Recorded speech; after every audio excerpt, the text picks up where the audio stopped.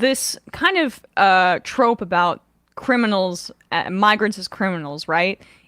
It's replaced more old school racism that maybe would have come in the form of slurs back in the day when, say, Italians or Jewish people were discriminated against by our immigration system.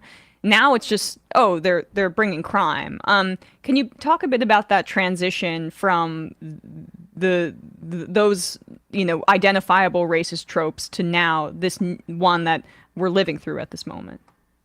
Yeah, there was a very a sizable shift that happened starting in the middle of the 1980s when the Reagan administration started to develop and trying to sell to the nation a war on drugs specifically on and as part of that political goal and as part of the push to get law enforcement officials behind the Reagan administration's decision to target illicit drug activity, we started to talk about migrants as being the source of those problems that the Reagan administration was locating in big cities around the United States. Those drugs had to come from somewhere. It was the idea, and they were coming from places in South America and the Caribbean. They were being brought to the United States by migrants, as by people whose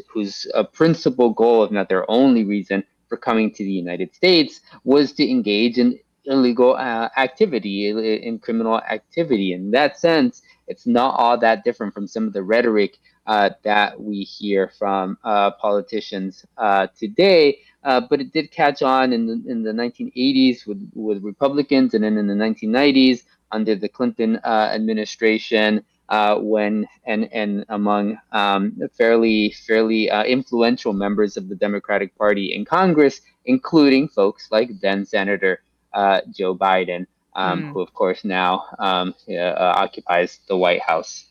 And echoes that very similar rhetoric. I mean, even Obama's approach when trying to tackle immigration as president was about basically his deportations targeting criminals and not law-abiding people.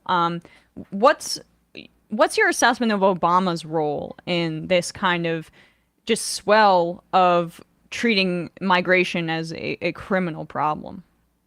President Obama famously announced in 2014 that his administration was going to revamp immigration policy, and it was targeting, as he put it, felons, not families.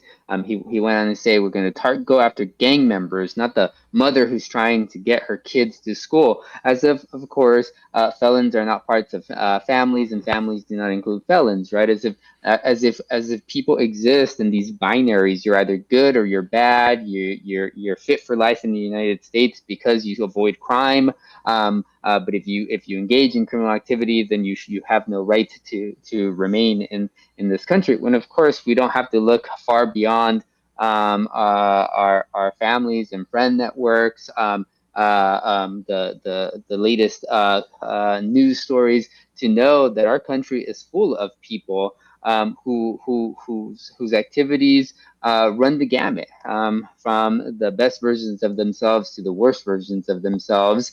And I think the President Obama has been true of Democratic administrations, presidential administrations, going back to the 1990s, is very much wrapped themselves in the idea that one run-in with the criminal legal system is one too many, and that in the political triangulation of immigration politics, it makes sense to sell the targeting of migrants who have criminal activity on their records as being the chip that is going to woo voters or woo Republicans to the negotiation table.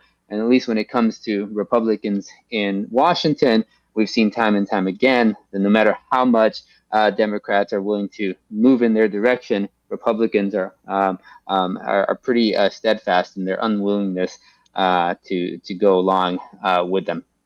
Well, to me, it's this kind of weaponization of the law or the legal system as a disciplinary tool for people who employ undocumented folks, right? Where it's essentially like you can use this looming threat of deportation in order to keep your workers quiet in some instances. And we know that Republicans represent capitalists, bosses, people who you enjoy having that point of leverage, honestly, on some employees.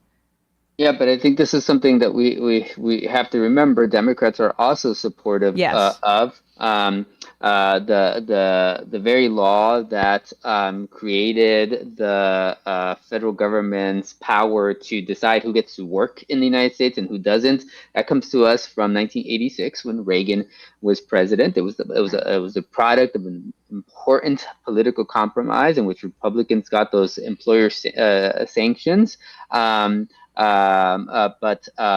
Democrats got a pretty wide-reaching amnesty component to that law. And these days, there's some wiggle room in that law that Democratic or that activists are trying to push Democratic-led states and cities to tap, because that law explicitly says that it applies to private employers and it applies to federal government agencies, barring those two from hiring people who don't have the federal government's permission to work in the United States. But it says nothing about whether it applies to states and local governments.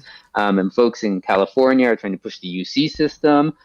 Folks in Denver are trying to push the city to hire migrants who have no work authorization from the United States as a way of helping those communities bring into the fold and into the labor market some of the folks who have arrived in recent months, courtesy of this busing program that Greg Abbott in Texas has been